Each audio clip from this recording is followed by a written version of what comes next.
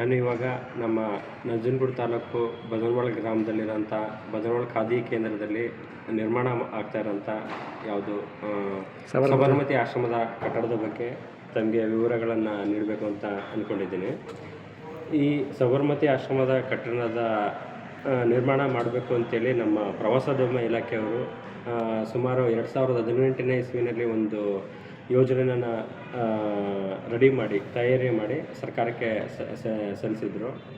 ಆವಾಗ ನಮ್ಮ ಹಳೆ ಮುಖ್ಯಮಂತ್ರಿಗಳಾಗಿದ್ದಂಥ ಸಿದ್ದರಾಮಯ್ಯ ಸಾಹೇಬರವರ ಕಾಲದಲ್ಲಿ ಒಂದು 100 ಲಕ್ಷ ಅಂದರೆ 1 ಕೋಟಿ ಈ ಸಬರಮತಿ ಕಟ್ಟಡ ನಿರ್ಮಾಣಕ್ಕೆ ಮಂಜೂರಾಗಿತ್ತು. 2018ನೇ ಇಸ್ವಿಲಿ ಮಂಜೂರಾಗಿತ್ತು.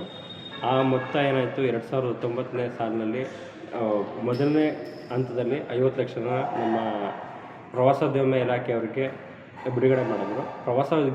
ಪ್ರವಾಸೋದ್ಯಮ ಇಲಾಖೆಯವರು ಈ ಕಟ್ಟಡ ನಿರ್ಮಾಣ ಕಾಮಗಾರಿನ ನಮ್ಮ ಇವರು KRIDL ಅಂದರೆ ಕರ್ನಾಟಕ ಗ್ರಾಮೀಣ ಮೂಲಸೌಕರ್ಯ ಅಭಿವೃದ್ಧಿ ನಿಗಮ ಅವ್ರಿಗೆ ವಹಿಸ್ಕೊಟ್ರು ನಿರ್ಮಾಣ ಮಾಡೋದಕ್ಕೆ. ಜೊತೆಗೆ ಅನುದಾನವನ್ನು KRIDL ಅವ್ರಿಗೆ ನೇರವಾಗಿ ಬಿಡುಗಡೆ ಮಾಡಿದ್ರು.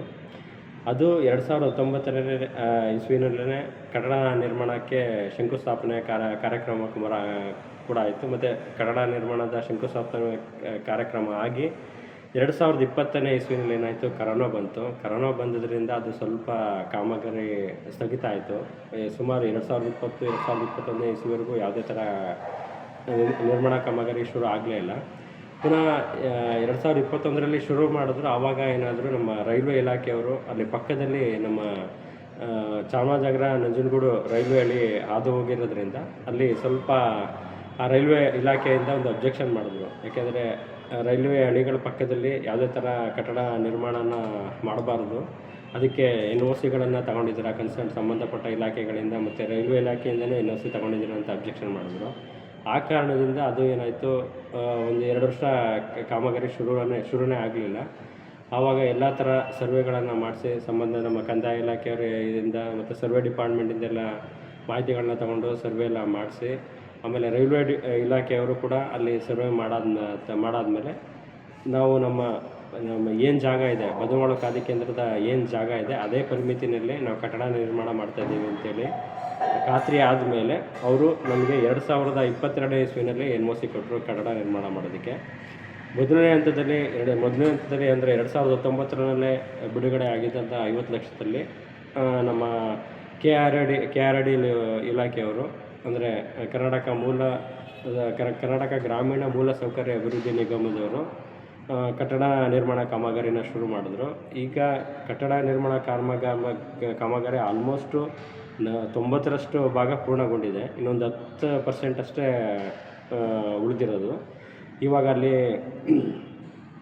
ಇದು 1 ಕೋಟಿ ವೆಚ್ಚದಲ್ಲಿ ಏನೇನು ಕಾಮಗಾರಿಗಳು ಅಂತಂದರೆ ಸಬರಮತಿ ಆಶ್ರಮ ಕಟ್ಟಡ ಒಂದು, ಜೊತೆಗೆ ನಮ್ಮ ಬದನವಾಳು ಖಾದಿ ಕೇಂದ್ರದ ಆವರಣನೇ ಒಂದು ಸುತ್ತ ಆವರಣ ಅಂತಂದರೆ ಒಂದು ಅಂದಾಜು 550 ಮೀಟ್ರ್ ಇದೆ. ಅದು 550 ಮೀಟ್ರಲ್ಲಿ ಒಂದು 325-350 ಮೀಟ್ರ್ ಹಿಂಭಾಗಕ್ಕೆ ತಂತಿ ಬೇಲಿ ನಿರ್ಮಾಣ ಕಾಮಗಾರಿ, ಜೊತೆಗೆ ಮುಂಭಾಗಕ್ಕೆ ಅಂದರೆ ಫ್ರಂಟ್ ಸೈಡು ಒಂದು ಅರ್ಧ ಭಾಗಕ್ಕೆ 225 ಮೀಟ್ರು ಕಟ್ಟಡ ಕಾಂಪೌಂಡು ಮತ್ತು ಗೇಟ್ ನಿರ್ಮಾಣಕ್ಕೆ ಅಂತೇಳಿ ಈ ಯೋಜನೆಯಲ್ಲಿ ಅಂದಾಜು ಮಾಡಲಾಗಿತ್ತು. ಅದರಂತೆ ಕಟ್ಟಡ ಕಾಮಗಾರಿ 90 ಭಾಗ ಪೂರ್ಣಗೊಂಡಿದೆ.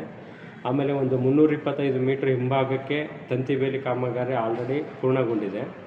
ಈಗ ಫ್ರಂಟು ಕಾಂಪೌಂಡ್ ನಿರ್ಮಾಣ ಕಾಮಗಾರಿ ನಡೀತಾ ಇದೆ. ಅದು ಆಲ್ಮೋಸ್ಟು ಕಾಂಪೌಂಡ್ ನಿರ್ಮಾಣನ ಒಂದು 200 ಮೀಟರಷ್ಟು ಉದ್ದದ ಕಾಂಪೌಂಡ್ ನಿರ್ಮಾಣನ ಆಲ್ರೆಡಿ ಮಾಡ್ತಾ ಇದ್ದಾರೆ. ಈಗ ಗಿಲಾವ್ ಕಾಮಗಾರಿ ನಡೀತಾ ಇದೆ. ನಮಗೆ ಇವಾಗ 2019ರಲ್ಲಿ 50 ಲಕ್ಷ ರಿಲೀಸ್ ಮಾಡಿದ್ರು ಸರ್ಕಾರದಿಂದ.